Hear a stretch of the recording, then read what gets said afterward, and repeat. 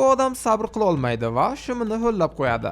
U hatto 1 santimetr ham harakatlana olmaydi, chunki uning qarshisida dahshatli zombi turardi.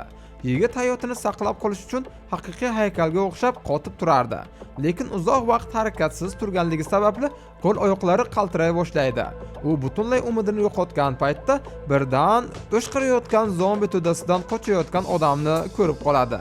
Zombilar uni o'rab olib hujum qilishadi va bu oltin odamga chuqur nafas olib, biroz harakat qilish imkoniyatini beradi.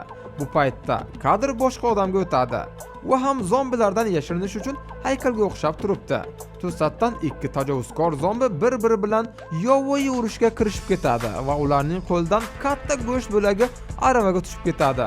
Bu manzarani ko'rgan ikkinchi odam o'zini yomon his qila boshlaydi va qusib yuboradi. Barcha zombilar esa unga tashlanadi. Buni ko'rgan oltin odam darhol qochib, zinapoya ostiga yashirinadi. Zombilar uni sezishmaydi. Shuning uchun u o'zini xavfsiz his qila boshlaydi. Keyin erkak qattiq kulib yuboradi. Ammo shu payt u ortiga qaraganda dahshatdan qotib qoladi.